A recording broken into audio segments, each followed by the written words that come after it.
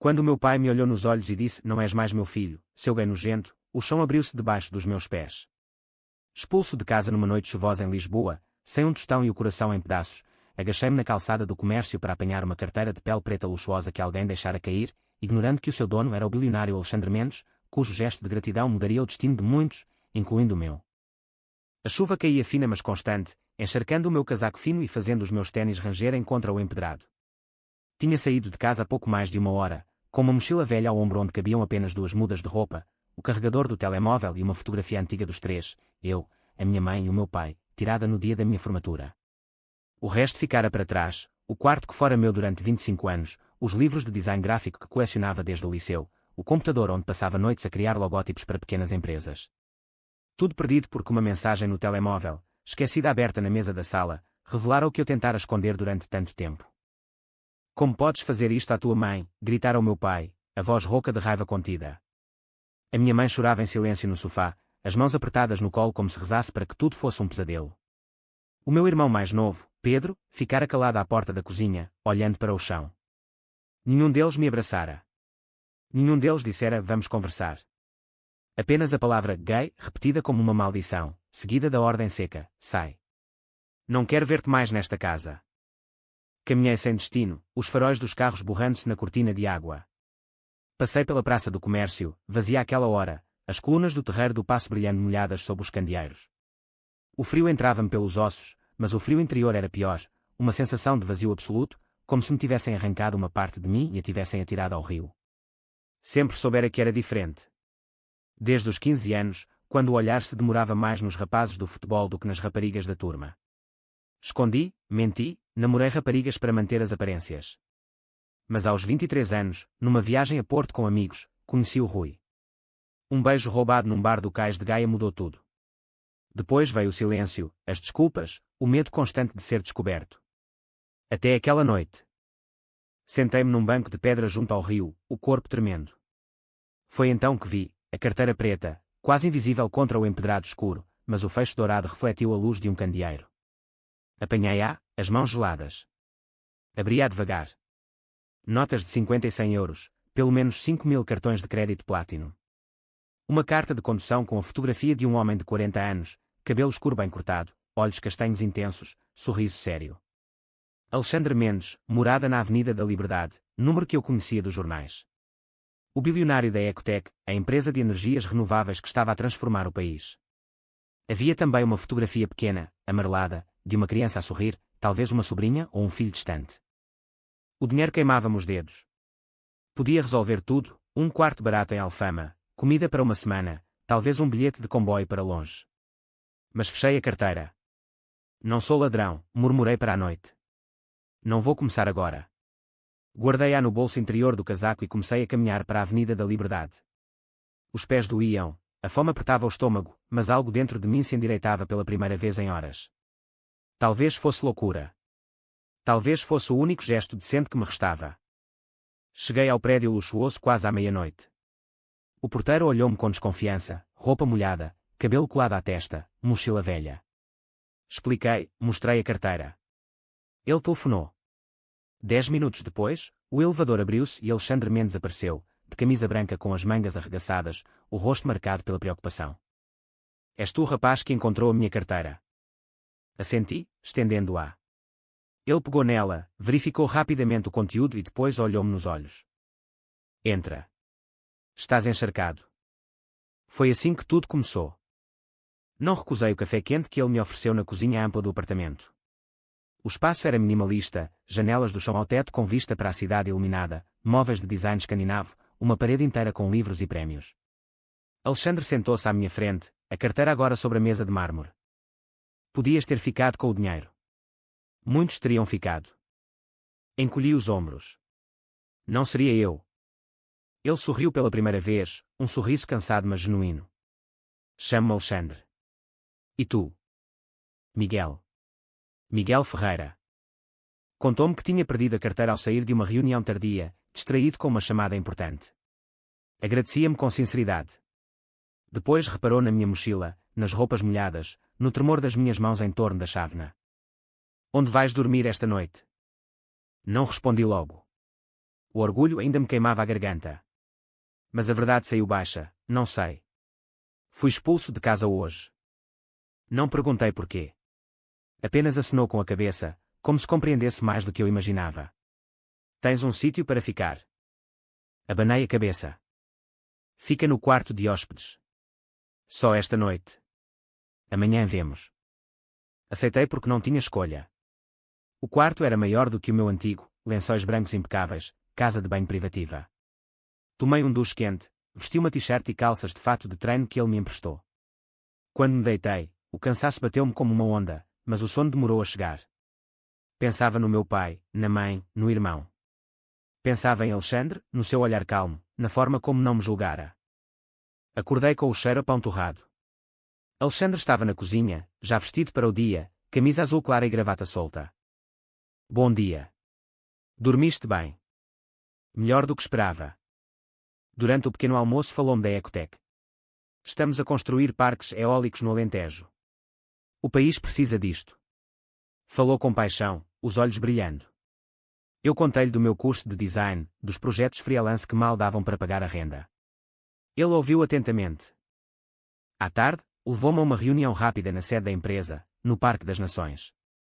Apresentou-me como o jovem que salvou o meu dia. Os colaboradores sorriram, curiosos. Senti-me deslocado entre fatos caros e conversas sobre milhões. Mas Alexandre tratava-me como igual. À noite, sentámo-nos no terraço. O Tejo brilhava ao longe. Posso perguntar o que aconteceu em casa? Hesitei, mas algo nele inspirava confiança. Descobriram que sou gay. O meu pai não aceita. Alexandre ficou em silêncio um longo momento. Depois disse baixo, eu também perdi gente por causa de quem sou. Não explicou mais. Mas o silêncio entre nós deixou de ser incômodo. Era compreensão. Nos dias seguintes, ele insistiu para que eu ficasse mais tempo. Arranjou-me uma entrevista numa agência de design parceira da Ecotec. Paguei-lhe com trabalho, criei um novo logótipo para uma campanha de sustentabilidade. Ele pagou-me generosamente. Pela primeira vez em semanas, senti que tinha um rumo. Mas o passado não desaparecia. Recebi uma mensagem da minha mãe, o teu pai ainda está zangado. Volta quando estiveres curado. Apaguei-a, mas doeu. A agência contratou-me a tempo inteiro. O salário era decente, o ambiente moderno, com colegas que falavam abertamente de tudo. Fiz amizade com a Sofia, uma ilustradora que vivia em Príncipe Real e me levou a conhecer os bares da zona. Aqui ninguém te julga, disse-me ela. Pela primeira vez senti-me livre para ser eu. Alexandre e eu encontrávamos-nos quase todos os dias. Jantares simples no apartamento dele, passeios pelo jardim botânico, conversas até tarde sobre livros, música, o futuro do país. Ele contava-me histórias da empresa, dos desafios de ser visível num mundo de homens conservadores. Eu contava-lhe dos meus medos, da solidão que carregara desde adolescente. Uma noite, no mirador de São Pedro de Alcântara, ele tocou-me no ombro. Não estás sozinho, Miguel. O toque foi breve, mas ficou-me na pele. Comecei a notar detalhes, o modo como sorria só para mim, o cuidado com que preparava o café exatamente como eu gostava, a forma como os olhos se demoravam quando achava que eu não via. O meu primeiro conflito surgiu quando o meu irmão Pedro me telefonou. A mãe está doente de preocupação. Volta para casa, diz que foi um erro. Fui ao café onde combinámos encontrar-nos. Ele estava nervoso. O pai diz que se voltares e fores normal, tudo fica bem. Normal, repeti. Eu sou normal, Pedro. Sou gay e sou normal. Ele baixou os olhos. As pessoas falam. A família toda sabe. Saí dali com o peito apertado. Contei a Alexandre nessa mesma noite. Ele ouviu em silêncio, depois disse, a família nem sempre entende logo. Às vezes precisa de tempo ou de um choque. O choque veio 2 semanas depois. Um jornalista amigo de Alexandre descobriu que o jovem honesto que devolvera a carteira era o mesmo que agora trabalhava numa campanha da Ecotec. A notícia saiu num jornal online, o rapaz que devolveu $500.000 em documentos confidenciais a Alexandre Mendes. Não mencionava a minha orientação, mas as redes sociais explodiram. Alguém do meu antigo bairro reconheceu-me e postou, é o filho do Ferreira, o gay que foi expulso. O vídeo viralizou. De repente, o meu nome estava em toda a parte.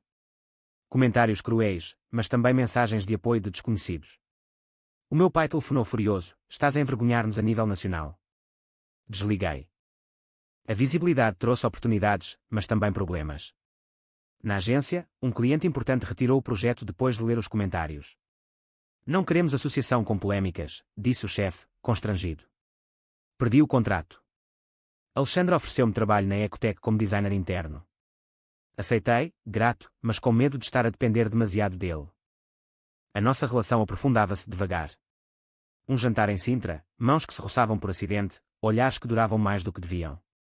Uma noite, no sofá do apartamento, ele confessou: perdi o meu companheiro há 8 anos para uma doença rara. Desde então fecho-me. Mas contigo sinto-me vivo outra vez. Beijámo-nos pela primeira vez naquela noite.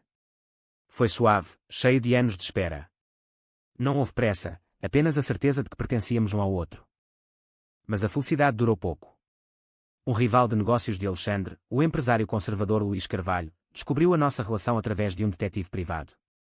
Publicou fotos nossas no Miradouro, com a legenda: o bilionário verde e o seu namorado gay, conflito de interesses na Ecotec. A notícia explodiu. Canais de televisão, jornais, redes sociais.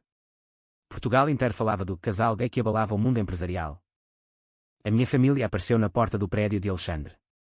O meu pai gritava no átrio: devolve o meu filho. A segurança impediu de subir, mas as câmaras filmaram tudo.